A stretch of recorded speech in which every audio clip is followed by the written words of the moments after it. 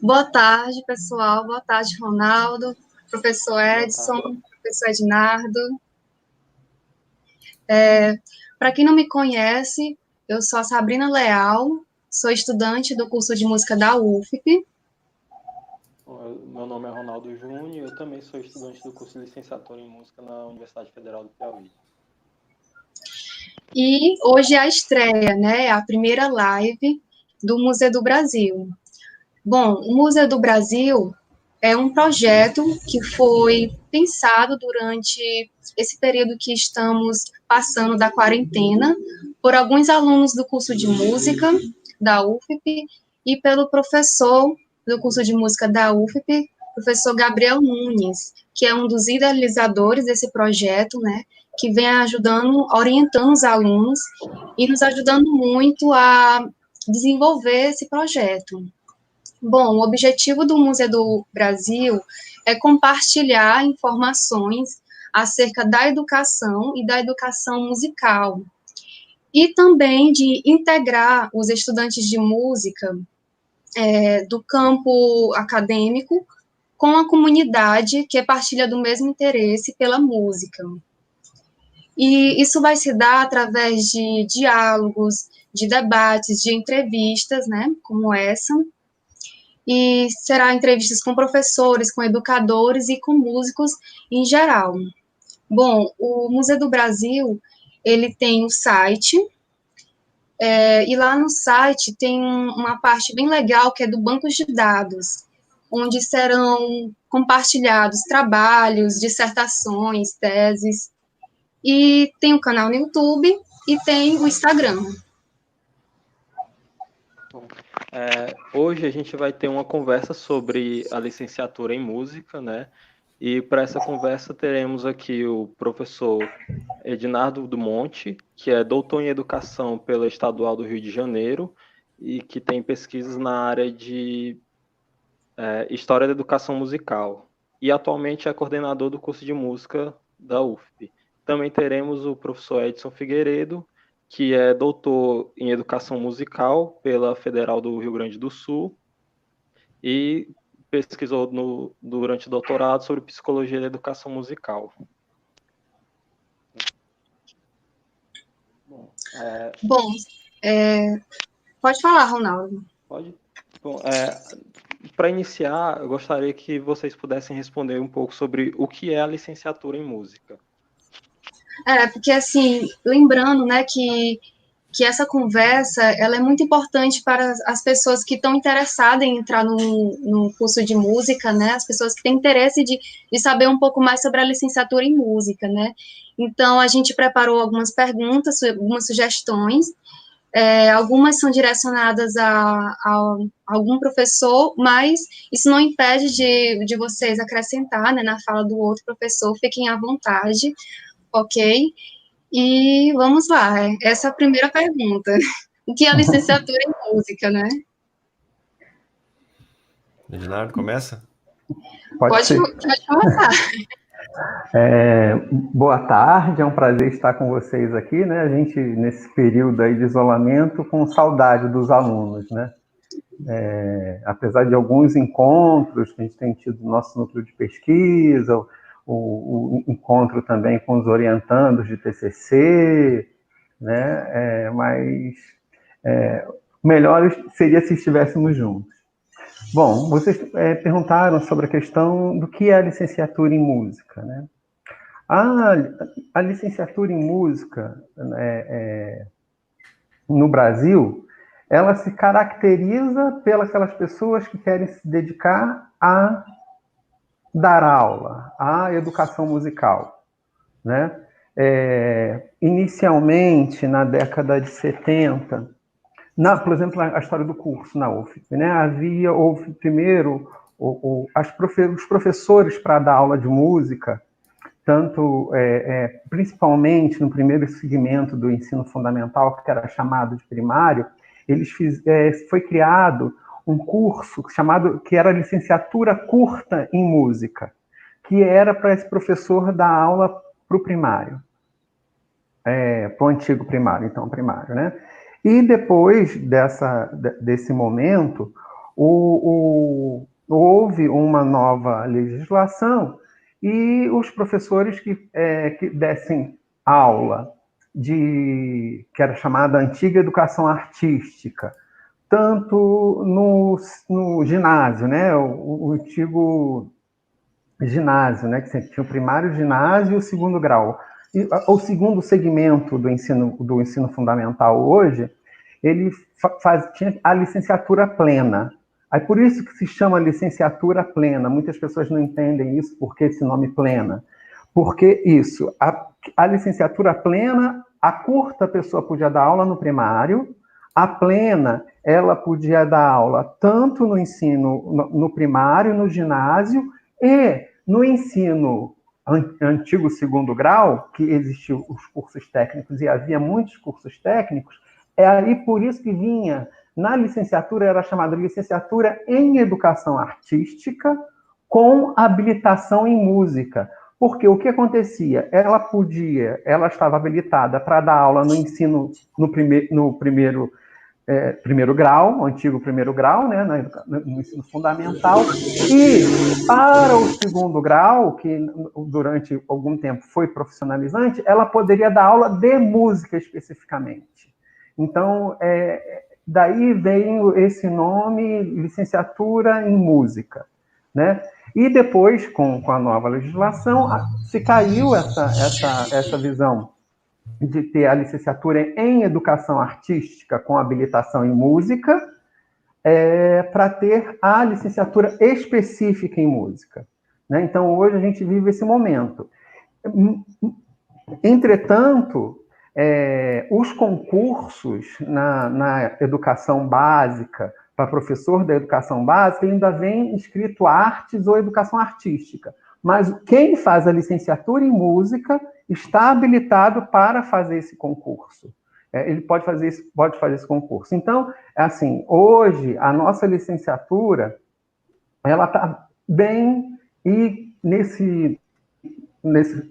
novas empreitadas, a gente tem se voltado bastante para a questão da educação e da formação de músicos. Então, aquela pessoa que estuda música, eu penso assim, a licenciatura, ela não é, digamos, para aquela pessoa, eu não tenho talento em música suficiente para fazer um bacharelado ou fazer a licenciatura. Não. A licenciatura é para aqueles músicos ou músicos em formação, que vai ter uma formação consistente durante o curso também, que tem uma vocação para a área de educação musical, né? Então, a licenciatura, ela pensa nisso. Hoje, estando mais conectada ainda mais com a educação básica, né? Tanto é que houve essa reforma do curso por conta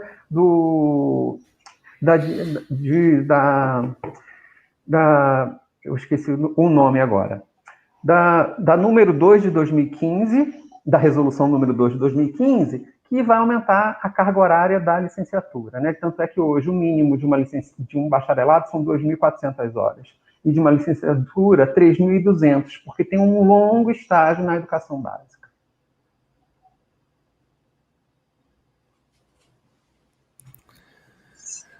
Bom, gente, o que eu acho assim da licenciatura é que no Brasil ela tem um aspecto um pouco diferente, né? No Brasil, nos outros países não é muito clara essa diferença, assim, igual a gente tem aqui, de um curso que é para o profissional que vai atuar, né? Que seria o nosso bacharelado, né? Que vai atuar na área ali, e o profissional que vai atuar no ensino. O Canadá, que é um país que eu vivi um tempo lá, um tempo curto, né, durante o meu doutorado, o sistema de ensino lá era um pouco diferente, né? Não existia essa diferença já na graduação, assim, né? O curso de música era o curso de música, um bacharelado, que a gente chama de bacharelado aqui, e quem fosse para trabalhar na educação básica teria que fazer mais um curso, né? Que seria um curso menor, mas que preparava, que habilitava esse profissional para atuar na educação básica. No final das contas, eu não sei qual modelo é o melhor, né? Eu acho que qualquer modelo assim pode funcionar, tanto o nosso quanto o deles, só que cada um tem suas peculiaridades, né? Esse aqui, nosso, o que que acontece? Uma das características que eu acho que é muito específica nossa é que ele atrai, o curso de licenciatura atrai pessoas com diversos interesses, né? A gente tem um curso que foi pensado para quê? Toda licenciatura, não importa qual a área, ela é pensada para a educação básica, né? De acordo com essas resoluções do CNE e tal, o curso é pensado para a educação básica. Isso, em algumas áreas, pode ficar bem claro, né? Essa divisão do bacharelado e da licenciatura. Por exemplo, um curso de química, né? Um químico, bacharel, ele vai trabalhar na indústria, né? Ele tem que ter lá a carteirinha dele lá do Conselho Regional de Química, ou sei lá o que que é, e aí ele vai trabalhar vai ter a permissão para trabalhar na indústria, mas ele não pode trabalhar na educação básica, porque ele não é licenciado. O licenciado, ele vai poder trabalhar na escola, dar aula de química na escola, mas ele não pode trabalhar na indústria, porque ele não tem lá o bacharelado, né? Só que no nosso caso, os papéis se misturam muito, né? A licenciatura, tá, um primeiro momento ela foi pensada para ser um curso que forma para educação básica, mas a gente tem muitos alunos que fazem esse curso e eles não têm essa intenção de trabalhar na educação básica. Muitos tocam na noite, por exemplo. E sobrevivem assim, né? E no bacharelado acontece o contrário, né? Tem muito bacharelando que dá aula. A maioria, na verdade, né? Principalmente no caso dos violonistas aqui, que eu conheço mais, que não é um instrumento de orquestra, todos ganham dinheiro dando aula. Então, acaba que se mistura um pouco, né?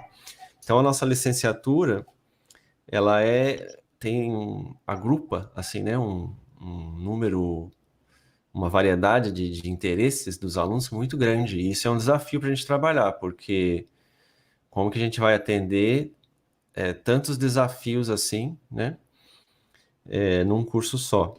Tantos interesses, né? Tantos interesses diferentes que cada um traz. Então, a rigor, pela legislação, a licenciatura em música é um curso que prepara professores de música para atuar na educação básica.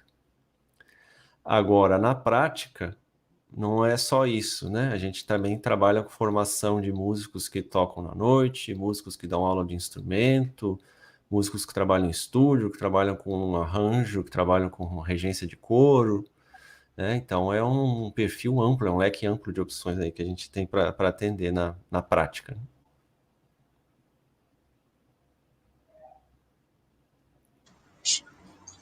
Ok. Você falou aí, professor Edson, e exatamente um pouco sobre o perfil dos alunos, né? Essa era outra pergunta, né? A partir da experiência de vocês, qual era o perfil de alunos que atuam na licenciatura em música, né? E mais especificamente da UFP, né? E é interessante que a gente pode observar que muitos dos alunos, eles ou tocam na noite, ou dão aula em escolas especializadas no ensino da música, né? Mas aqui em Teresina, especificamente, a gente tem pouca inserção dos alunos na educação básica, apesar do nosso curso ser voltado para a formação de professor para educação básica, a gente quase não vê alunos, né? No último concurso que teve, alguns dos alunos do curso de música fizeram, e agora provavelmente, quando voltar às aulas, nós teremos alguns dos nossos alunos de música dentro da educação básica. Mas durante os estágios é uma deficiência que a gente tinha, né? Até como referência na nossa formação. Nas escolas do estado e do município que a gente ia estagiar, a maioria dos professores eles eram professores de artes visuais e não professores de música, né? E aí a gente tem dentro do nosso alunos um, um espaço, né, que de certa forma não está sendo alcançado, até mesmo porque a gente passou um longo tempo sem concursos para a educação básica, né? E isso de certa forma até afeta a formação, porque durante o período do estágio a gente vai estagiar com um professor que não é da nossa área. a segunda pergunta, que seria a diferença entre o bacharel e a licenciatura, acho que meio que ela foi respondida, né? Acho que dentro dessa fala, eu acredito que ela já tenha sido contemplada. Eu atravessei os assuntos aí. Não, tranquilo. Pode falar, Jean.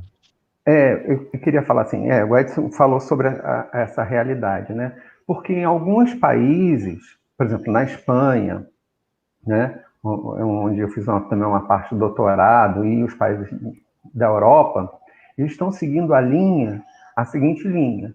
Você faz o curso de bacharelado em 3 anos, né? Você faz o bacharelado em 3 anos. Lá, licenciatura são os cursos mais longos, tipo direito, medicina, odonto, esses cursos que tem veterinária, esses cursos mais longos, eles são chamados de licenciatura. Então, o que acontece é porque a pessoa está licenciada para atuar naquela área, né? E aí, a pessoa que fez o bacharelado em música, ela pode atuar, mas para ela atuar como professor da educação básica, ele já pode emendar direto no mestrado. E aí tem um master em ensino de música, que aí você já sai do bacharelado, você fica mais 1 ano e meio, 2 anos, e aí você já sai com os 2 cursos. Então, hoje, nos países aí mais desenvolvidos, para se dar aula na educação básica, você tem um mestrado. Aqui no Brasil, se começou a fazer um piloto disso, que foi os profs. Inclusive, existe o Prof. Artes, né? Ele não é um Prof. Música, é o Prof. Artes, que era um sistema em rede para professores da educação básica, para ele fazer esse mestrado específico em ensino. Então, quando a gente pensa na licenciatura, quando a gente vai pensar nessas áreas e vai pensar no pós, né, na questão da pós, por exemplo, a pós em ensino de música, ela não é da área de educação, ela é da área de música. Entendeu? Tanto é que há essa divisão, e isso hoje na Europa é o que habilita as pessoas a darem aula na educação básica. E voltando à questão do nosso curso hoje, quando a gente prepara para a educação, eu penso que a gente prepara para os diferentes espaços, né? Porque a licenciatura, digamos, plena, ela habilita a pessoa para dar aula de instrumento em curso técnico, para dar aula em outros cursos também. Em alguns estados do Brasil, como é o caso, por exemplo, de Minas Gerais, há os conservatórios estaduais. Nesses conservatórios estaduais, é obrigatório ter a licenciatura específica no instrumento. E aí não é a licenciatura em música. Então, também existe essa outra modalidade, que é a licenciatura no instrumento. Então, por exemplo, a Universidade de Uberlândia, o próprio Conservatório Brasileiro de Música, onde eu estudei, também tinha as licenciaturas específicas em instrumento, para dar conta dessas escolas que ofereciam o curso técnico e um curso técnico em instrumento específico. Então, a pessoa tinha que ter uma licenciatura específica para aquele instrumento. Isso ainda existe hoje no Brasil também. Então, também existe essa possibilidade da licenciatura em instrumento para as pessoas que vão dar aula em curso técnico. Entretanto, como o Edson bem destacou, a nossa realidade não é essa. A gente tem muitos alunos que trabalham em projeto social, também em instituições que oferecem ensino não formal, né? A própria escola de música do Estado. Então, tanto é que dentro da nossa licenciatura há uma certa ênfase na escolha da prática do ensino instrumental, né? Isso acontecia especificamente no curso antigo, que tinha uma disciplina, né? Nessa nova licenciatura, nessa que nós estamos planejando, já haverá as oficinas, que eu acho que vocês vão fazer essa pergunta mais para frente. Aí a gente fala mais um pouco. Deixa eu só adicionar mais um comentário aqui. Essa licenciatura em instrumento, eu acho ela super válida, né? Uma ideia super boa, assim. Eu acho que não, se a gente for pegar o que é uma licenciatura, eu não sei se faz muito sentido falar de licenciatura em instrumento, porque a licenciatura ela é para preparar para a educação básica. A pessoa é licenciada para... O que é o licenciado? É aquele que tem a permissão para dar aula na educação básica, né? Então, eu sou mais favorável a que é uma outra medida que também não faz muito sentido, mas no nosso caso faz, que é adicionar disciplinas pedagógicas no bacharelado, né? Porque qualquer bacharel em música vai dar aula, sabe? A não ser que ele consiga tocar numa orquestra, que ele tenha um emprego muito bom numa orquestra, ele não vai dar aula, mas a grande maioria vai dar aula, sabe? Tipo, se a gente pegar outras áreas, não faz sentido, né, ter disciplinas pedagógicas no curso de bacharelado. No curso de química, por exemplo, que eu falei, não faz o menor sentido ter aula de didática, de pedagogia num curso de bacharelado em química.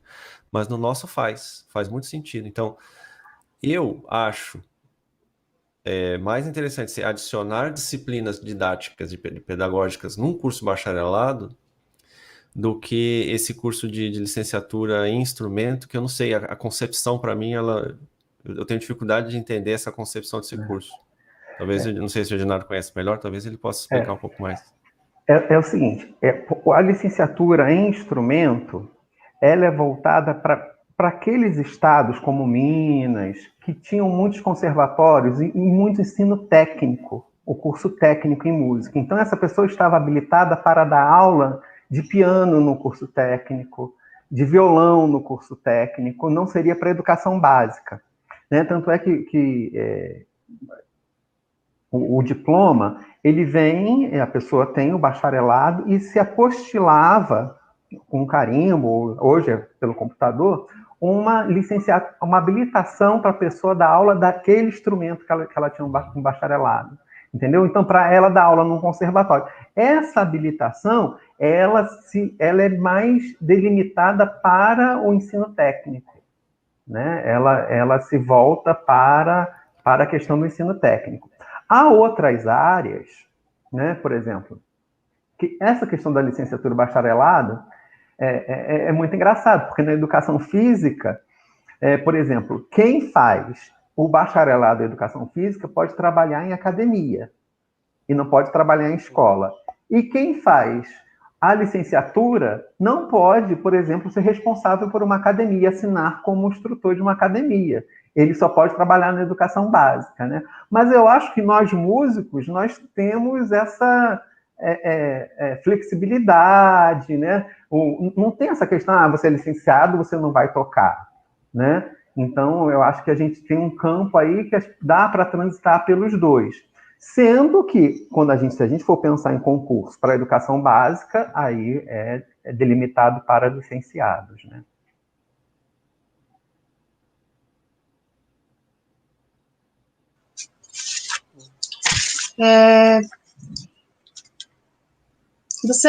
Já que vocês estão falando aí da licenciatura, né, da licenciatura em instrumento, do instrumento, quais são as possibilidades, professores, no mercado de trabalho para quem ingressa na licenciatura em música?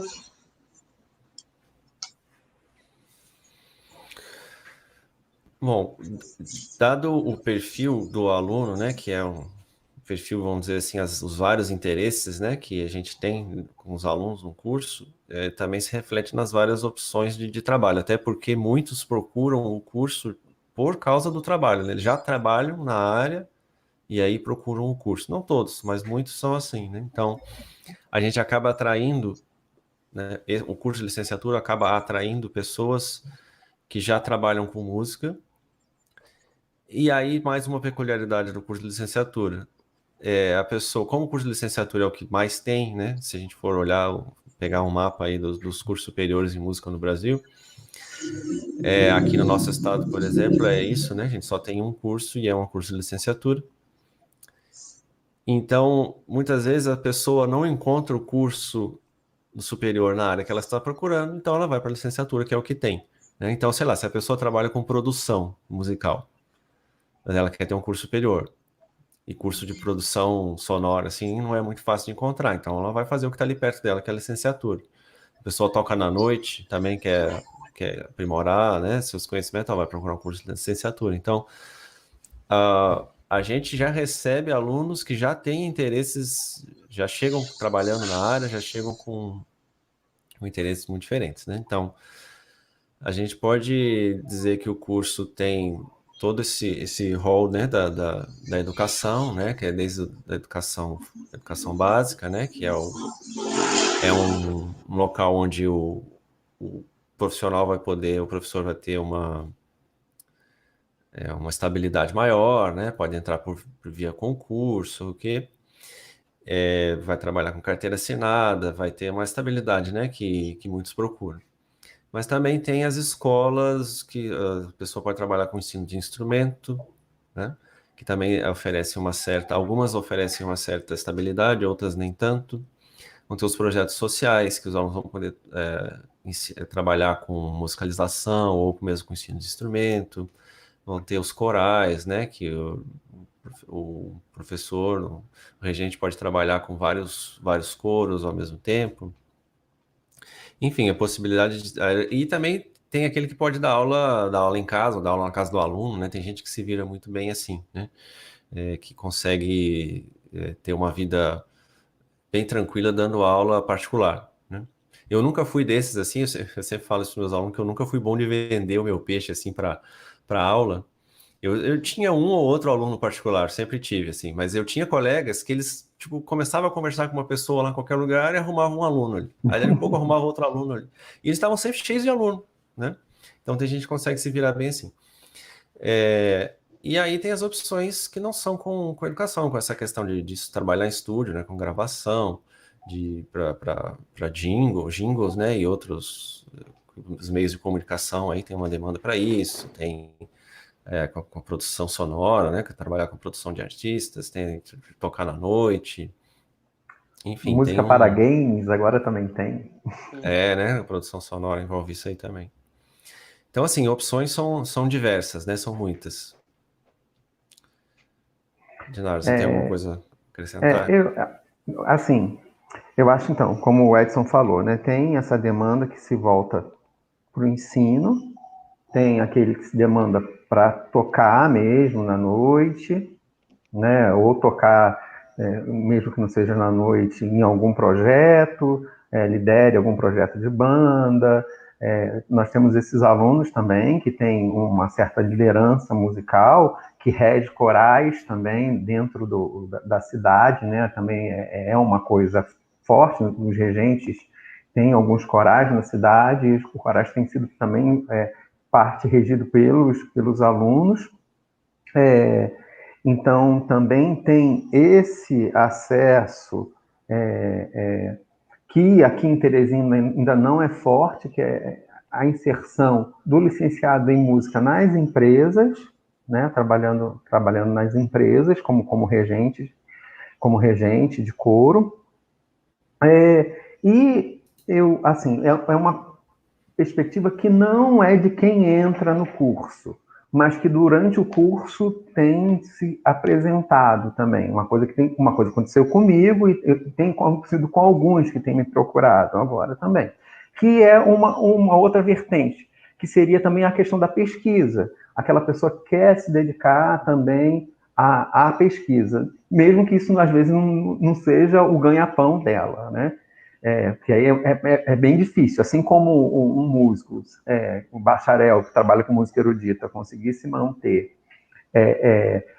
como concertista é muito difícil, também o pesquisador ele sempre vai estar vinculado ao ensino, né? Então, vai estar vinculado à universidade. E então, nós temos também hoje, nós estamos tendo alguns egressos que procuram também o caminho da pesquisa. Então, é que o nosso PPC também ele prevê isso. Então, ele forma um músico capaz, um professor, que seja professor, e também que tenha alguma noção na área de pesquisa. Por isso que a gente tem as disciplinas de pesquisa no curso, por isso que tem o TCC, e alguns já têm se encaminhado da questão da graduação para o mestrado, né? Então, dando continuidade à sua vida profissional no campo da música, se voltando para a pesquisa. Isso também foi algo que eu percebi, né, durante esse período que eu estive fazendo a graduação. Muitos alunos, às vezes, ele chega com uma mentalidade, espera uma coisa do curso, e quando ele chega lá, ele vê que existem várias outras opções que antes não passavam pela cabeça dele. Que às vezes ele é músico, toca na noite, é compositor, toca numa banda, e aí paga uma disciplina com metodologia do ensino da música e vê que ensinar música também é legal. E aí ele já passa a querer, não, eu também quero dar aula. Tem outras disciplinas como o TCC, tem os projetos de extensão, e aí quando ele começa a fazer artigo e vê que não é um bicho de sete cabeças, que é uma coisa que dá para você aprender, ele também vai desenvolver interesse por isso, né? Às vezes o problema é que a gente não teve acesso a esses caminhos, né? E como a universidade proporciona a educação, a pesquisa e extensão, os alunos vão modificando, vão mudando um pouco a mentalidade, vão vendo que existem outras práticas possíveis, né? Isso é bem legal. Eu acho assim, o diferencial de fazer uma licenciatura numa universidade, num centro universitário, é essa questão da possibilidade da pesquisa, né? Que muitos, fazendo PIBIC, fazendo TCC, frequentando grupos de pesquisa, também se despertam para essa questão do trabalho da pesquisa, né? E se envolvem em eventos, né? E produzem artigos. Também é uma vertente que tem sido, assim, digamos, ainda não acho que as pessoas não procuram curso para fazer pesquisa, mas acabam se encontrando com a pesquisa também. E se isso acontece, a gente fica feliz, né? Eu acho que uma das nossas missões no curso é conseguir ampliar, né, as possibilidades, né? Que o aluno entre já com algumas... Que ele entre e encontre ali no curso possibilidade de desenvolver aquilo que ele queria desenvolver, mas também encontre outras coisas que ele possa se interessar ao longo do curso.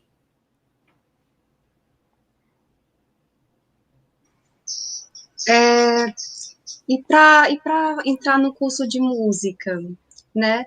Por exemplo, quando eu decidi fazer o curso de música, eu fiz o teste de aptidão, né? E o professor Gabriel, ele estava nos contando que ele não fez o teste de aptidão no tempo quando ele foi fazer a licenciatura em música, né? Então, eu gostaria de saber a opinião de vocês sobre o teste de aptidão e o teste de aptidão aqui em Teresina. E tem aqui uma pergunta, né, da Laís Oliveira. Ela colocou aqui, né, gostaria de saber como é feita a avaliação dos testes de aptidão musical.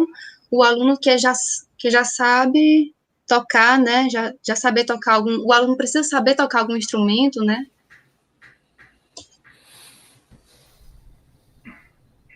Edson quer falar ou eu falo? Pode falar. Bom, o teste, antigamente,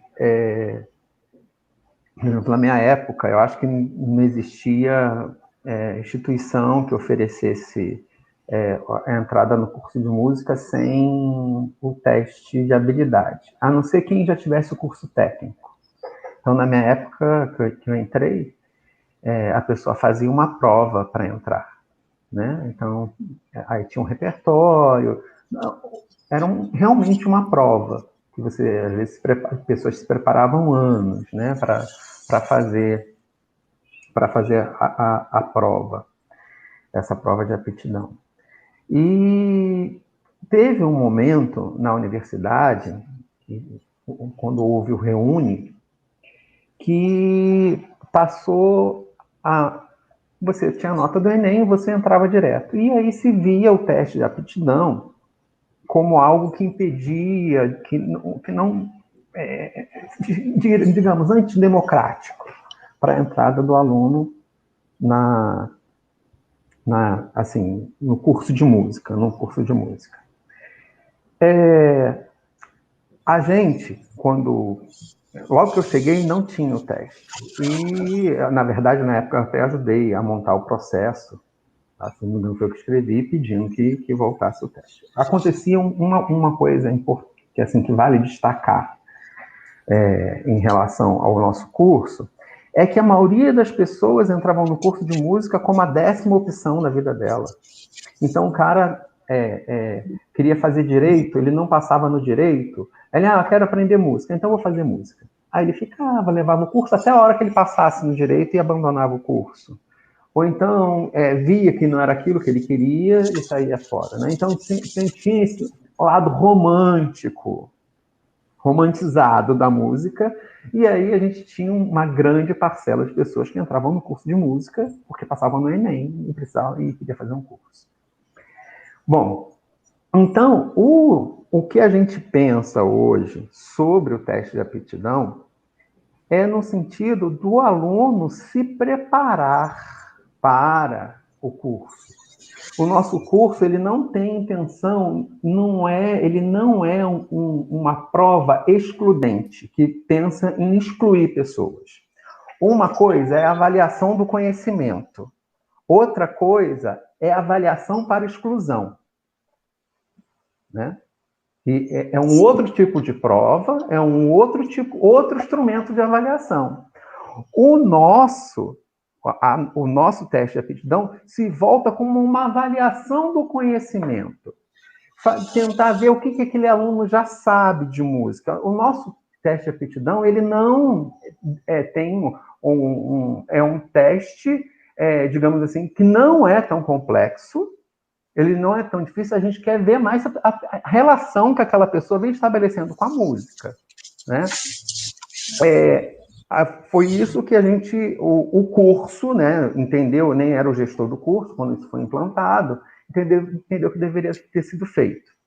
Enfim, existe uma outra possibilidade que eu acho a mais interessante, que se eu pudesse escolher, se pudesse implantar, eu implantaria, que acontece na Universidade de Pelotas, no Rio Grande do Sul. Pelotas, Rio Grande do Sul é Paraná, né? Aqui é Rio Grande do Sul, né? Eu avaliei esse curso lá. Que ele faz o seguinte: o teste de aptidão é para definir se você vai fazer o curso em 4 ou em 5 anos. Aí ele não exclui de jeito nenhum. Né? Agora, uma outra medida que o próprio curso vem tendo, e aí a gente começou a fazer isso agora, nesse ano, foi implantar o curso de férias, no intuito já de preparar as pessoas para o teste de aptidão também, e reforçar aqueles que estão com problemas, que passaram o teste de aptidão, mas estão no problema. Então, hoje, a gente tem essa possibilidade, a gente criou esse dispositivo de ter esse curso de férias para apoiar essas pessoas que querem entrar. E eu acho que agora, por exemplo, talvez a universidade vai oferecer um período especial à distância. Eu acho que a gente vai conseguir ampliar esse raio de ação, de preparação para as pessoas para o teste de aptidão, até via as tecnologias da informação. Entendeu? Uma coisa que eu não tinha pensado. A gente pensou, né? Eu e essa coordenação pensou nessa coisa do curso de férias, para dar um apoio a essas pessoas. Mas para aquelas que trabalham são mais difíceis. Às vezes elas não conseguem estar Júlio, né? Com Júlio disponível. E quem sabe agora com essa... eu costumo falar que a gente tem que fazer do limão, não uma limonada, uma caipirinha logo, né? Carioca gosta de caipirinha. E fazer uma caipirinha, e quem sabe a gente não oferece esse curso de férias por à distância. E aí a gente possa alcançar outras pessoas também. Entendeu? Então a gente tem pensado no fluxo do curso, em receber um aluno que realmente tem interesse em música. Agora, a nossa avaliação, e a comissão pensa nisso, todo o tempo foi pensado nisso. Não é uma avaliação, teste de aptidão, não é uma avaliação de exclusão. É uma avaliação de conhecimento. Né? Que é isso que eu acho que é importante ficar claro. Aí, quando a gente se pensa em avaliação, são distintos. E o nosso não. A gente quer encontrar mais dispositivos que a gente possa alcançar mais pessoas e a gente tenha que até aumentar o número de vagas no nosso curso. Esse assunto da avaliação, ele é bem polêmico, né? Porque algumas pessoas são a favor, outras são contra. Eu já digo aqui, já adianto que no nosso caso aqui eu sou a favor. Eu sei que, por exemplo, o professor Gabriel, ele tem bons argumentos, né, para dizer que uma teste de habilidade específica assim não é necessário. Mas o que acontece, eu acho que a gente tem bons argumentos dos dois lados, né? E no nosso curso aqui, o que estava acontecendo é isso que o professor Reginaldo falou, que como a entrada era pelo Enem, então às vezes um aluno, um candidato, que já tinha um histórico com a música, já tinha feito aula de música, já tinha um histórico, uma bagagem ali, uma bagagem que eu digo mais ativa, né? Não apenas de escutar em casa, com a família e tal, mas de participar mesmo, né? De algum grupo musical, ou de ter uma participação mais ativa com a música. No Enem, tirava uma nota mais baixa do que um aluno desses que, por exemplo, que se preparou para fazer o curso de Direito, não passou, aí deixou como segunda opção o curso de Biologia, não passou, e foi ainda a quarta opção era música. Então, esse aluno entrava, às vezes entrava um aluno assim, e o aluno que tinha uma bagagem musical não entrava, né? Então, aí estava acontecendo muitas desistências, né? Porque às vezes é exatamente isso que o professor Leonardo falou, do aluno chegar no curso e ver que não era bem aquilo e desistir, né? Ou ele desistia porque não se identificava com o curso, ou porque não, porque conseguiu passar no curso que queria. E assim, é claro que isso não é com todo mundo, né? Alguns entraram e foram bons alunos, outros entraram e desistiram porque não se identificaram com o curso, né? Não dá para, isso que a gente diz não é generalizado, né? É algo que acontecia com uma certa frequência. Mas aí o que acontece? Esse curso, esse teste, aliás, eu vejo ele mais como uma forma de selecionar ali pela bagagem musical, né? A pessoa que já tem um histórico um pouco mais ativo com a música não vai conseguir fazer a prova, porque a prova a gente não exige, por exemplo, uma leitura muito fluente, né? A gente até exige lá na prova, tem uma prova de leitura, né, de partitura, mas é uma coisa muito elementar, e ela tem uma pontuação baixíssima, né? A prova que mais vale ponto é a música livre, né? O candidato vai apresentar uma música de livre escolha. Ele vai escolher a música e vai apresentar. Isso é o que mais vale. Então a gente quer ver o que a gente quer ver com isso? A gente quer ver se ele tem alguma bagagem ali musical, se ele sabe tocar seu instrumento, mesmo que seja sem ser ler partitura, não precisa ser um estilo específico, pode ser qualquer estilo. Mas se ele conseguir demonstrar que já tem uma certa experiência, ele vai tirar uma nota boa, né? Então eu acho que essa seleção, ela não é excludente, porque a gente não traça níveis muito elevados de exigência, assim, tipo da música erudita, por exemplo, né? Que são, por exemplo, a leitura de partitura, o conhecimento de teoria musical, são coisas bem elementares, e o que mais conta ponto é mesmo a desenvoltura da pessoa com o seu instrumento. Não importa se ele lê partitura ou não, se ele tem conhecimentos profundos de teoria ou não. A gente quer ver ali se ele tem essa bagagem, né? Então, nesse sentido, eu acho que o teste, para a gente, tem sido uma boa opção, né? E também tem aquela coisa, né? Sempre quando a gente coloca uma novidade assim, tem um certo... as pessoas demoram um tempo para absorver, né? Então, quando a gente decidiu implantar o teste, pode ser que algumas pessoas tenham ficado contrariadas, mas com o tempo isso vai se normalizando, porque as pessoas que querem fazer o curso já começam a se preparar com antecedência, né? Uhum. Uma vez sabendo que tem teste, as pessoas vão começar a se preparar, né? Então, a hora que isso... em algum momento isso vai ficar de conhecimento amplo, né? Se é que já não está. Então as pessoas vão começar a se preparar com antecedência, né? Então eu imagino que não vá... A gente espera, pelo menos, que esse teste de habilidade não pegue ninguém de surpresa, né? Que as pessoas consigam se preparar. posso fazer mais um comentário. E, de certa forma, a gente também quis valorizar o músico da própria cidade, do próprio estado. O que acontecia? Como as outras universidades federais no entorno do Nordeste, né? A pessoa se inscrevia em vários. E ela não passava no teste de aptidão nos outros lugares. Aí ela vinha para cá, para fazer no nosso. Isso aconteceu, também era uma realidade.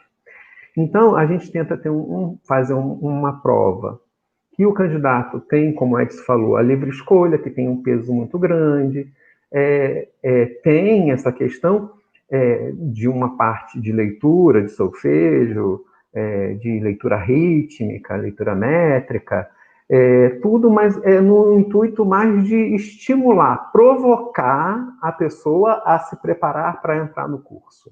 Então, a gente vê também o teste de aptidão como uma provocação. Você quer estudar música mesmo? Vem dar uma olhadinha no que é música. E a gente tem pensado, inclusive eu tenho conversado com o coordenador da Escola de Música de Teresina, o Paulo Dantas, que é meu orientando de mestrado, sobre a possibilidade da gente criar um curso preparatório na Escola de Música também. Então, a gente está procurando meios, a extensão, agora consegue, de repente, oferecer esse curso à distância, provocar as pessoas para já chegar com algum conhecimento, porque, infelizmente, nós ainda somos poucos na educação básica. Então, se estuda muito pouco música na educação básica. Então, a gente precisa fazer, criar esses meios para poder a gente ter mais pessoas aí bem habilitadas para o teste, entendeu? E aí, de repente, aquela pessoa que botou a música lá em última opção, ela vai ter que encarar o teste de habilidade. Então, o nosso intuito é mais provocar que a pessoa tenha um conhecimento, uma aproximação com a música antes de entrar no curso, né? E a gente, como coordenação, a gente aceita as sugestões que vocês tiverem também para que isso seja aperfeiçoado, né? Que a gente consiga preparar as pessoas de maneira democrática para entrar no curso.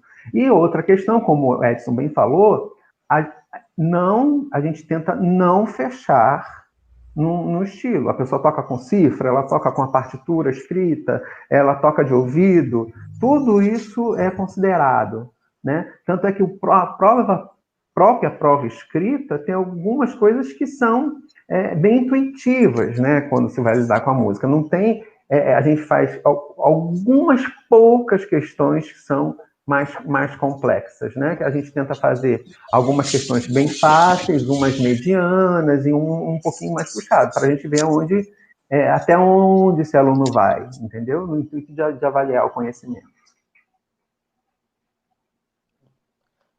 Sobre o teste de aptidão, uma coisa que me incomoda é o próprio termo, né? Teste de aptidão, que, de certa forma, a tentativa não é de medir a aptidão musical do aluno no momento da prova, né? O termo, ele meio que assusta um pouco, e é como a gente conhece comumente, né? Que ele é meio que um teste de proficiência, daquilo que o aluno pode apresentar naquele dia da prova, né? Seria algo mais ou menos assim. Na verdade, o nome é Prova de Habilidades Habilidade. Específicas, né? Teste de habilidades específicas. Teste de aptidão é o que se fala por aí, mas não, o nome certo não é esse. Pois é, para quem quer ingressar no curso, e às vezes acontece da pessoa ter medo dessa prova, do teste de habilidades, que não tenha, né? Procura algum aluno que já tenha feito, algum professor, tente baixar alguma das provas antigas e se joga, né? Tenta. Eu sou contra o teste de aptidão, né? eu sou uma dessas pessoas que se opõe, mas o teste está lá e as pessoas que vão ingressar agora, elas precisam fazer. E os alunos que estão querendo ingressar no curso superior, não precisa ter medo, não é nenhum bicho de sete cabeças, dá para você se preparar antes e você consegue passar e fazer uma boa prova. Né? Qualquer coisa, procurar o curso de férias, procura algum aluno, né? Ronaldo, o que acontece? O teste, não ter o teste, por outro lado, era excludente. Tá entendendo? Ele excluía na medida que o cara que tinha melhor nota no Enem entrava, e às vezes uma pessoa que era um músico, um piauiense, que queria muito fazer o curso, ficava impedido de entrar. Entende? Então, por um lado, a gente fica numa sinuca de bico. Entendeu? Então, e aí a gente fez a opção por fazer esse teste de habilidades específicas, é isso, Edson? Não está certo? O teste de habilidades específicas, nesse intuito de priorizar, assim, aquela pessoa que realmente quer estudar música. Né? E fazendo esse processo, a pessoa vai ter que se preparar. Então, ali ela já não vai vir com aquela coisa romantizada da música, né? Que é maravilhoso, que é lindo, que é poético. Não, porque tem uma parte densa, tem uma parte técnica, tem um estudo que demanda investimento intelectual e grande investimento intelectual, né? Assim, intenso. A música não é só uma habilidade que a pessoa desenvolve, é uma área do conhecimento também, né? Então, a gente tem que empenhar muito tempo da nossa vida estudando não só mecanicamente o instrumento, mas todo o corpo de conhecimento que está por trás do que é saber música, né? Acho que lá atrás, numa das primeiras perguntas, o professor Ednardo ele falou sobre um novo currículo que a gente tem agora. O senhor poderia falar um pouco mais sobre essas mudanças que está passando no curso de música da UF?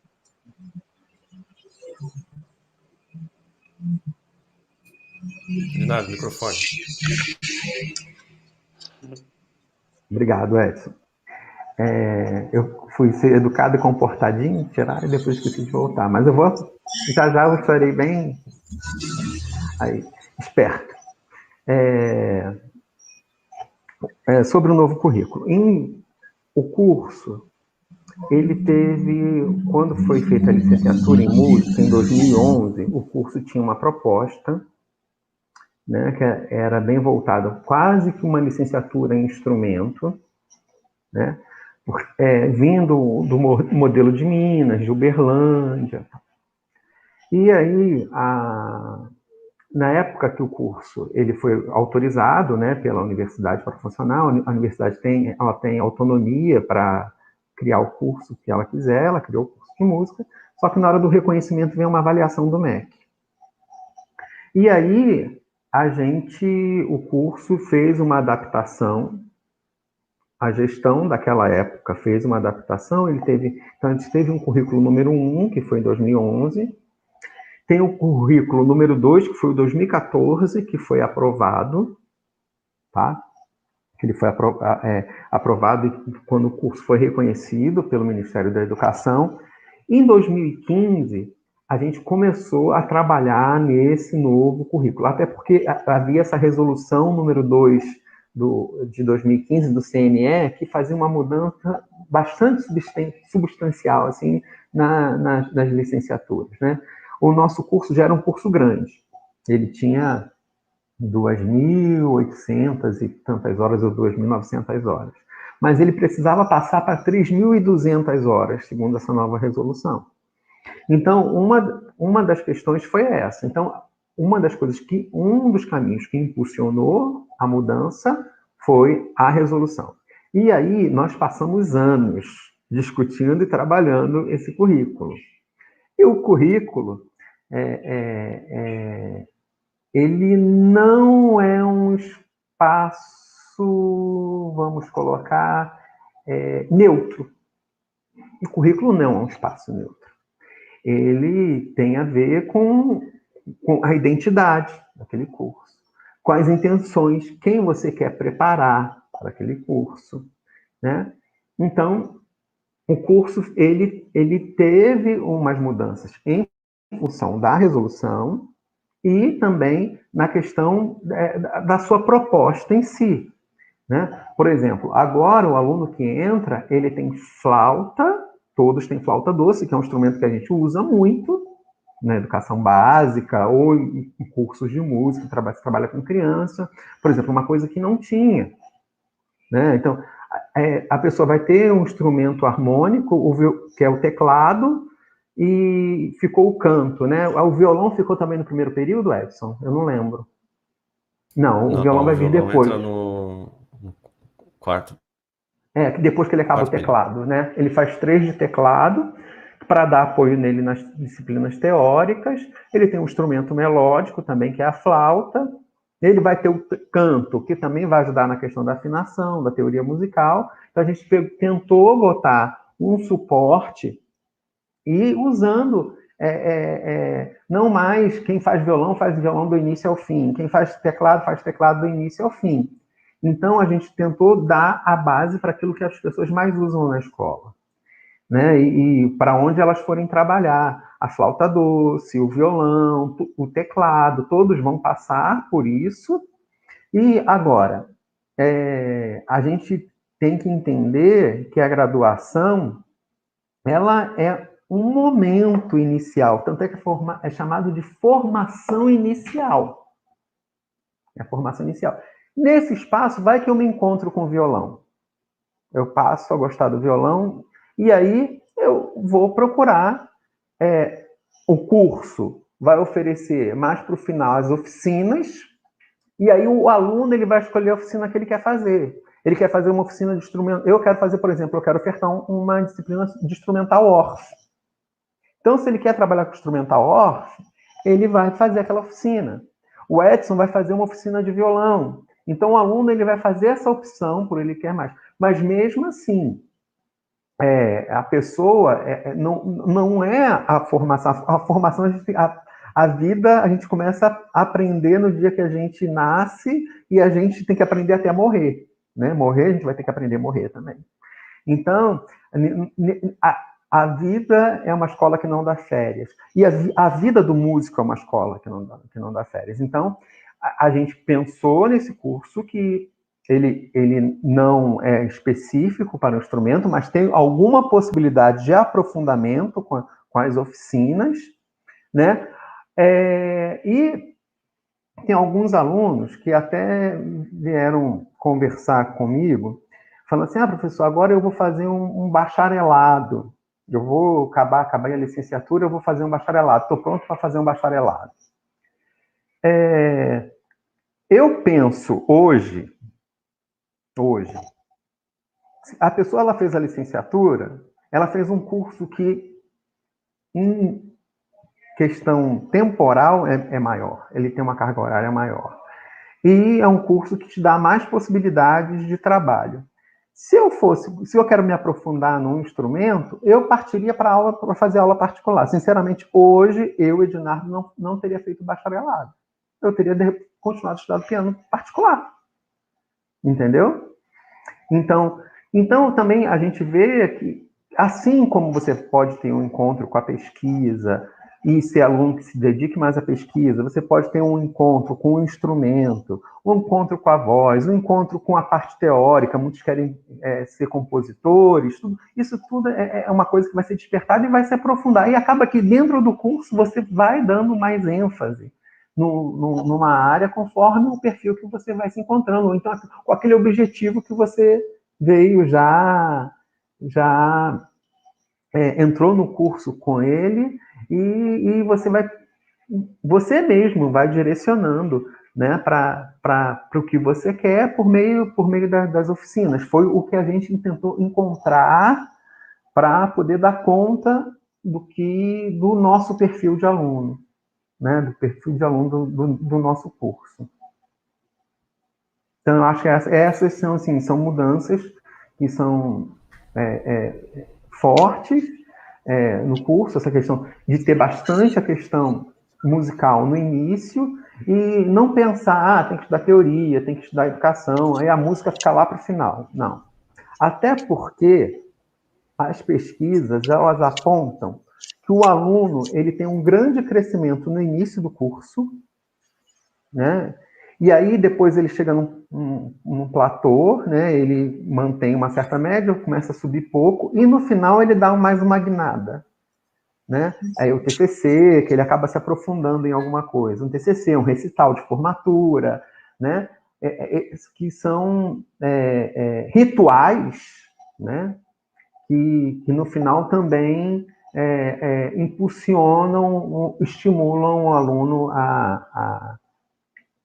a estudar mais e a querer conhecer mais, e com isso ele tem um crescimento, né? Eu estou falando disso aí, mas o especialista aqui em motivação, essas coisas, é o Edson, não sou eu. Eu não vou começar a falar disso não, que senão essa live vai durar 10 horas. Sabrina, posso só falar um pouquinho ainda sobre esse assunto aqui? Sim. Que assim, o que aconteceu? Qual que é o grande dilema da estrutura do curso de licenciatura em música?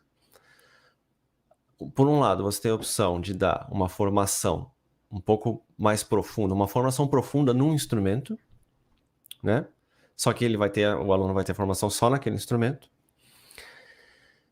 Ou a gente tem a opção de dar uma formação mais rasa em vários instrumentos. Essa é a grande dilema da licenciatura, e não é só a nossa. Qualquer licenciatura no Brasil tem esse debate, né? Se a gente dá uma formação mais profunda em um instrumento, a gente tem o benefício de a gente conseguir avançar mais, né? Trabalhar coisas mais avançadas com aquele aluno, e que ele vai poder dar aula de instrumento depois que ele sair dali. Só que se esse aluno tem formação básica, ele pode ter alguns desafios ali, porque ele vai ter que trabalhar com percussão, vai ter que trabalhar com flauta doce. Talvez o violão não seja o melhor instrumento ali que ele vai ser um instrumento útil, por exemplo, mas se ele fez, sei lá, se é um aluno que fez os instrumentos de cordas, né? Ele talvez vai precisar aprender o violão na hora que ele cair na educação básica. Então, o benefício de dar uma formação superficial em vários instrumentos é esse. O professor chega na educação básica, ele vai poder se virar com várias coisas, né? Com várias atividades. Mas ele não vai ter uma formação muito aprofundada em algum instrumento, que também isso não é legal. Então, assim, a gente é um dilema meio sem saída.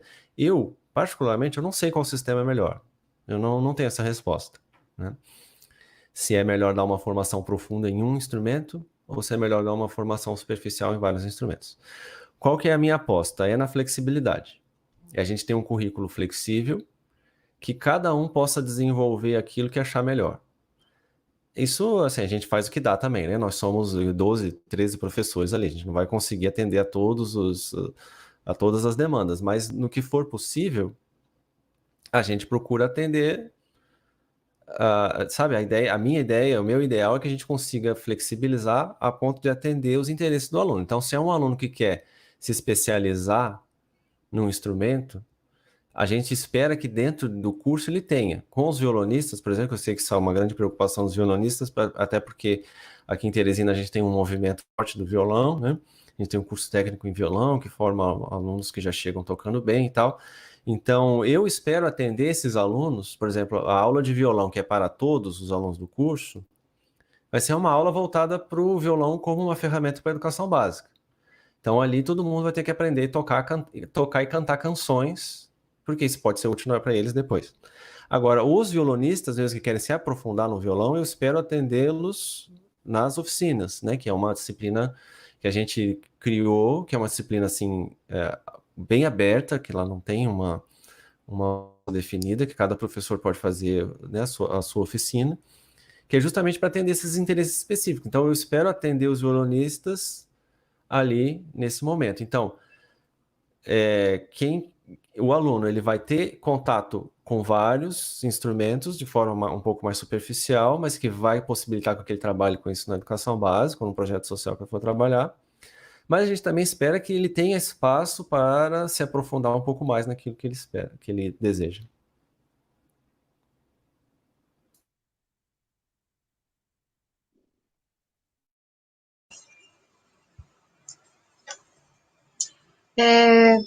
Professor Ednardo, tem uma pergunta aqui, né? Se você pode expandir ou mencionar as diferenças entre a formação dos professores, né, de música nas décadas de 1930, 40, 60, e a formação desse momento, desse mesmo profissional a partir da lei, né? 4.207/61. Bom, em 1930, até então,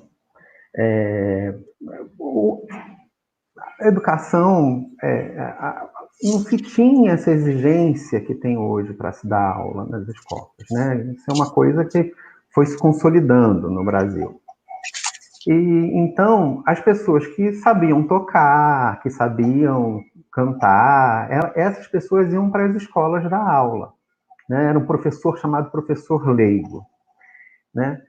Então, depois, até o Gabriel pode colocar também aqui um texto, que é até antes da proposta do Villa-Lobos, que é o do Lorenzo Fernandes, que ele vai fazer uma proposta de educação musical, do ensino de música para as escolas no Brasil, que vai se enganjar essa questão da formação dos professores, né? Então, especificamente na década de 30, vai se começar um curso específico, 2 grandes cursos específicos de música no Brasil.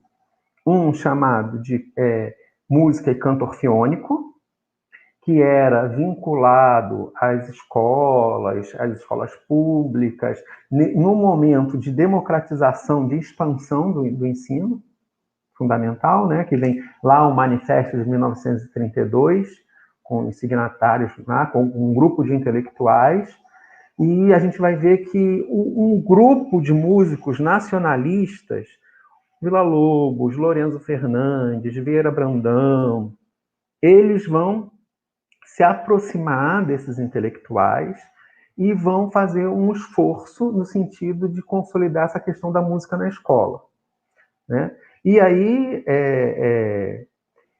assim, quem elaborou Villa-Lobos, ele vai ser o grande protagonista desse movimento de formação de professores para a escola. Entretanto, as ideias não são dele, né? Ele vai pegar ideias de outros países, ele vai pegar a experiência que ele viu em outros contextos, e algumas pessoas com um pensamento até mais sofisticado dele na área de educação musical, e vai implantar a SEMA, né, que era a Superintendência de Educação Musical e Artística, né?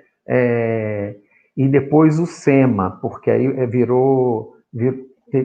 era a mesma sigla, mas mudou o nome Superintendência.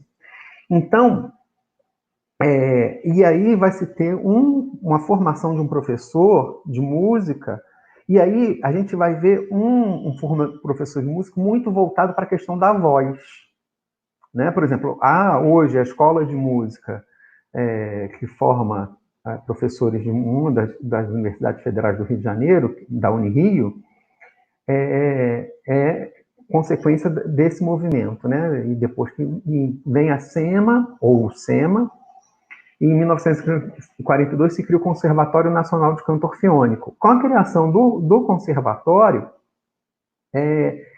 vai se voltar num professor para a realidade das escolas e pensando muito na voz. Uma entrada vai ser essa. A outra entrada vai ser com a Lide Mignone, né? Que foi casada com Francisco Mignone, um outro músico nacionalista. E aí a Lide Mignone vai fazer um curso, ela vai trazer, junto com Sá Pereira, ela vai formar um curso, vai ser especialização em musicalização infantil, não sei se lembro se o nome era musicalização infantil ou educação musical. E aí, essas pessoas vão ter. E esse curso da Lide Mignone, ele foi um grande modelo para o Brasil, ele já vai ter outras características.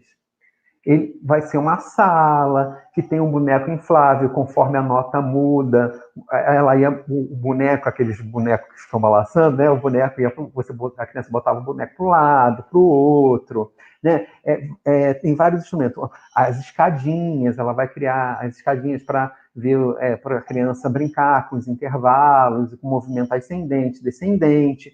Então, esse professor dessa época tinha esse professor que tinha essa formação, que era para um grupo menor, né, para um grupo menor, e usando, tendo um capital objetivado, né, objetos didáticos, assim, e vai ter a leva do canto orfeônico, que é a maior, que aí vai até a hora que o canto orfeônico se torna obrigatório. Primeiro ele se torna obrigatório no Distrito Federal, que era o Rio de Janeiro, né?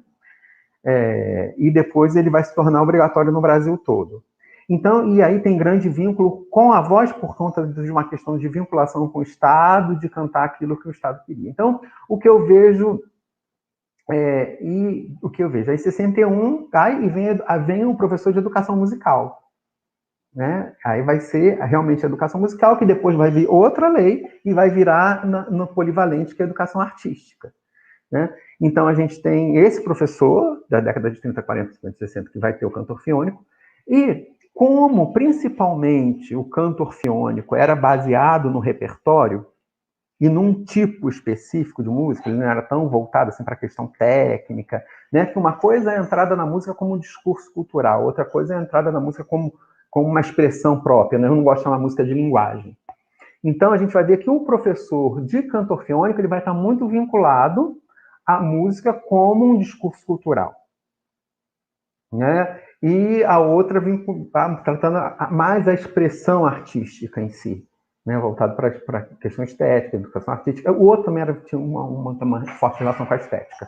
Enfim, mas vai. E aí, depois, isso se transforma. Só que o grande desgaste para mim, que eu tenho de hipótese do canto orfeônico, era que ele era baseado no repertório. E música, ela tem o seu auge, um ponto, que aquele estilo de música faz muito sucesso, e depois ela vai caindo. Né? E se você for ver o movimento coral, também ele faz isso. E como o canto orfeônico é muito ligado ao canto coletivo, você vai ver em muitos momentos, por exemplo, no Rio acontece, por exemplo, eu trabalhei, por exemplo, alguns anos na Petrobras, como regente de coro, que na época de coro de empresa estava muito forte, e de repente esse movimento caiu. Então, como ele era muito ligado ao canto coletivo e com um repertório muito específico, passou a onda daquele repertório, apesar que foi muito duradouro, mas eu acho assim, que o canto orfeônico ele falhou nesse sentido de não se aproximar mais da questão técnica, apesar da questão do solfejo ser uma questão muito forte. Tanto é que se você for ver a prova da Unirio, eu não sei hoje, nesse momento, mas há 10, 20, 15 anos atrás, a prova da Unirio, que é oriundo do Conservatório de Canto Orfeônico, a principal prova era a prova de solfejo de estado. Então, era muito vinculado ao quê? Ouvido, voz, solfejar, saber cantar, saber escrever, e não tão voltado, por exemplo, para um instrumento. Então, hoje eu vejo que o licenciado em música, ele se diferencia por essa relação com o instrumento, da utilização do instrumento, e também ele se diferencia hoje, eu acho que a formação do professor, pela possibilidade que ele tem com as tecnologias, né? Porque ele tem vários exemplos que ele pode seguir, né? Ele tem vários leques de onde ele pode buscar essas informações. Antigamente a gente tinha um livro, né, o livro, ou um disco, como você queria referência, você comprava um disco. Hoje a gente entra no YouTube e tem tudo, né? E penso que a educação, assim, a partir para o futuro, a gente tem que pensar em tutoriais, aulas em tutoriais, entendeu? Tutoriais, eu acho que vai ser o caminho, as aulas vão ser baseadas em tutoriais. Eu já tenho ideia de alguns, né? Assim, pensando para frente. Mas acho que a grande diferença é essa, que desse professor, que ele se voltou, mas ele teve, não que lá fosse contra o instrumento, mas o instrumento foi mais incorporado e houve um equilíbrio, porque existia, eu não vou falar que eles estavam em conflito. Esse grupo que vem do Sá Pereira e da Lide Mione, o grupo que Vila Lobos, eles não estavam em conflito, eles não eram conflituosos, mas eles tinham disputas, espaços de disputas, né? Então, eu vejo que depois, quando se vem a educação musical, essas coisas vão se conciliando. Há uma aproximação com o instrumento, há aproximação com os métodos, com as ideias, né? Da Lide Mione, que a Lide Mione vai trazer para o Brasil, que o Sá Pereira vai trazer para o Brasil. Então, eu vejo hoje como essas coisas mais ligadas, né? Então, eu acho que havia espaços de disputas, e hoje, com 71, isso se juntou, mas perdeu força porque também perdeu apoio político, né? E depois, aí tem momentos de idas e vindas da música, que aí também dá muito pano para manga, né? Eu acho que minhas respostas estão sendo muito longas, eu estou achando que eu estou dando aula. Professor, fala um pouquinho mais forte. Voltando um pouquinho aqui para o currículo, voltando aqui para o currículo que a gente estava falando, elaborar um currículo para um curso superior, né, deve ser um desafio, porque é uma questão de escolhas, né? Eu fui pesquisar alguns currículos de outras licenciaturas e a gente vê algumas disciplinas que seriam muito importantes, né, como musicalização infantil, musicalização, educação especial, e aí também a gente vê que algumas disciplinas que são importantes e que a gente tem, falta para eles, né, e que é uma questão de escolhas, né, de você fazer uma opção por uma coisa e saber que, de certa forma, vai faltar outra. Uhum. Eu gostaria de... Uhum. Pode... Não, pode, gostaria, pode, depois eu falo, desculpa. Eu queria saber como é que vocês fizeram essa escolha do currículo e também qual a perspectiva para os próximos turmas que vão ingressar no curso.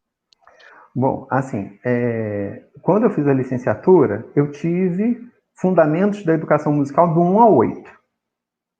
E tive metodologias do ensino da música do 1 ao 8 também. E tinha ainda a didática da música também do 1 ao 8. Então, foi muito voltada para a educação musical. A licenciatura era muito voltada, porque também era uma instituição especializada em música, né? Então, a gente era muito voltado para isso. Agora, quando a gente foi montar aqui, a gente conseguiu, de alguma maneira, ampliar, né?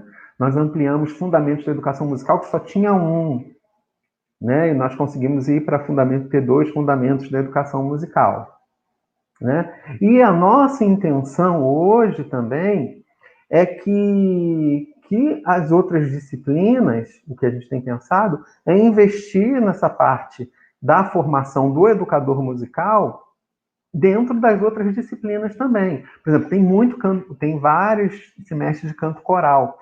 A gente fez a organização, por exemplo, do canto coral por faixa etária. Então, canto coral, se você for ver a ementa, o 1 é voltado para crianças, o 2 é voltado para coro juvenil, outro para coro de adultos, coro de terceira idade. Então, a gente também fez pensamos, digamos, num termo que se usava antigamente de coros graduados.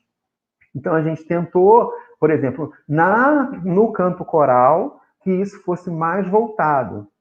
Entendeu? Agora, isso foi um movimento, gente. E foram 5 anos de discussões. Eu não lembro de todas. Agora, quem for fazer uma pesquisa no futuro sobre esse currículo, eu aconselho que não leia só o PPC. Né? Como diz o Legoff, o documento oficial é de quem venceu. O documento oficial é um monumento de quem venceu. Se a gente for ver as atas, são várias ideias que circulam ali. E como eu falei, não é um espaço neutro. No fundo, assim, por exemplo, se o Ednardo fosse fazer o currículo, Ele faria de um jeito, o Edson faria de outro, o professor Berkman faria de outro. Então, a gente vive num contexto. Então, aquilo ali é uma soma de ideias. E, assim, o que eu falo, se for fazer uma pesquisa sobre esse currículo, veja as atas também. Leia as atas, porque talvez ali tenha vocês vão poder entender algumas coisas que os, o trâmite da coisa para a construção, que é algo muito complexo. É algo muito complexo a construção de um currículo. Agora, sim, pensando em relação a outras instituições, nós consultamos outras instituições, tá? Nós fizemos um levantamento do que existia, né? Nós consideramos as diretrizes, né? E consideramos aquilo que era necessário também em relação à educação básica e o contexto do nosso aluno que também trabalha fora da educação básica. Então, é um jogo muito, muito, muito complexo. Uma questão que limita também é o perfil dos professores, né? Nós somos ali 12, 13 professores, então, assim, a gente não tem como oferecer, por exemplo, aula de percussão, que eu acho que seria fundamental, né? Eu acho que todo licenciado tem que saber alguma coisa, pelo menos percussão, para conseguir trabalhar isso nas aulas, né? Quando for trabalhar com criança, o que a percussão é fundamental. Mas a gente não tem professor de percussão. E aí a gente fica dependendo das políticas aí da universidade, do Ministério da Educação, para conseguir mais professores, né? Uma disciplina também que eu acho que seria muito bacana, que é música e tecnologia, né? A gente também não tem nenhum professor que se sinta confortável para dar essa disciplina, né? Agora a gente até tem um professor, né, temporário, né, que é o Pedro, que ele até iniciou um curso de extensão sobre isso, mas enfim, ele teve que suspender o curso aí, né? Mas ele é um professor temporário, né? Então, a gente tem essas limitações de espaço da universidade também. Por exemplo, a gente não pode ter vários grupos musicais acontecendo ao mesmo tempo, porque a gente não tem estrutura para isso, né? Então, quando a gente pensa no currículo, a gente também tem que pensar qual é o material humano que a gente tem, quais são os professores que a gente tem e qual é o espaço físico, né? O que dá para fazer com esse espaço físico que a gente tem. Então, isso também acaba limitando. A gente teria vontade de fazer mais coisas, só que tem esses limitadores, né? Professores, né, a gente já está chegando aqui ao final da nossa conversa, né, vamos finalizar. Eu gostaria de saber se vocês têm alguma coisa mais a acrescentar, né, temos aqui algumas perguntas também, mas eu gostaria de saber se vocês têm alguma coisa a acrescentar sobre a licenciatura em música, né, essa conversa sobre a licenciatura em música.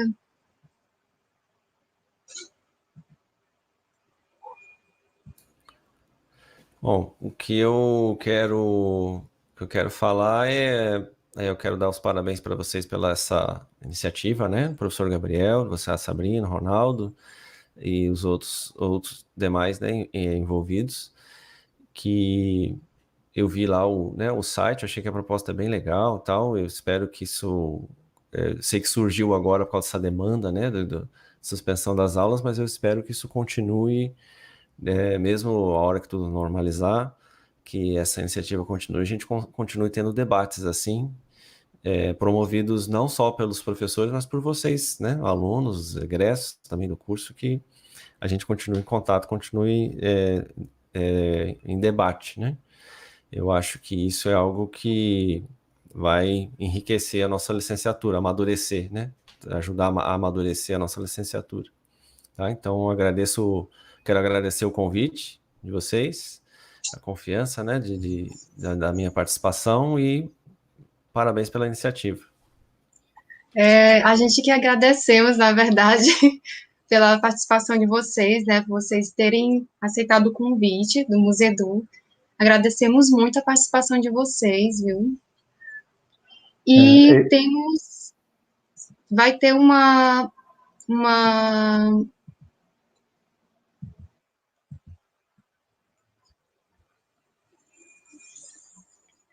o professor Ginaldo pode falar.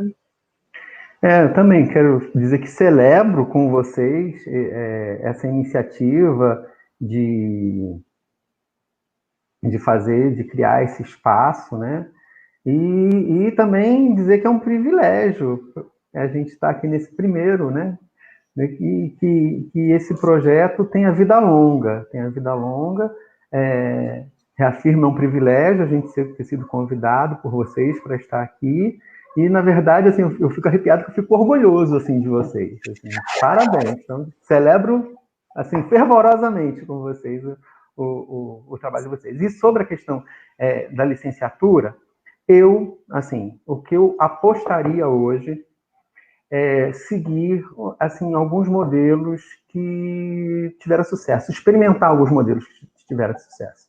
E acho que, assim, essa questão da licenciatura se transformar no bacharelado em 3, com o mestrado em mais 2 e a pessoa ficar 5 anos.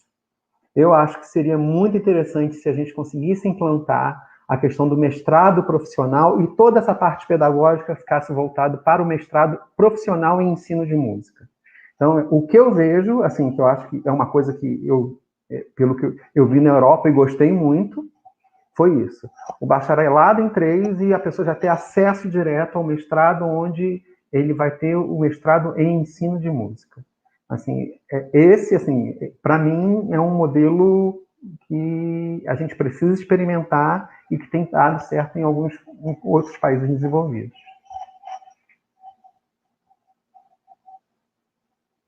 Só acrescentando aqui, pessoal, é que vai ter um lançamento do 7º Fórum de Pesquisa em Educação Musical, né, pela ABEM, ABEM, na Marcha pela Ciência.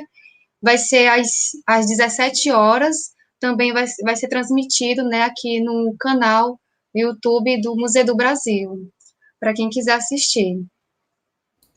Posso fazer uma propaganda também? Pode.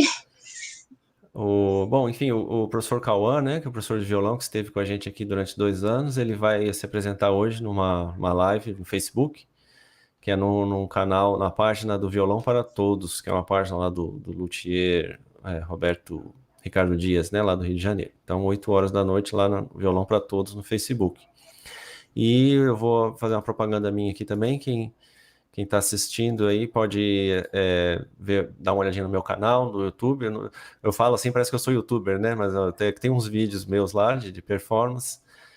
Pretendo colocar mais alguns, então pode ir lá dar uma olhadinha no meu canal. No meu site também, edsonfigueiredo.com, que lá tem vídeos, tem os artigos que eu já publiquei, estão todos lá, bem fácil acesso, tá bom? É isso aí. Só corrigindo aqui, né, vai ser no canal da ABEM, na verdade, né? Aquela informação do lançamento do 20º Fórum de Pesquisa em Educação Musical vai ser no canal da ABEM, na verdade, ok?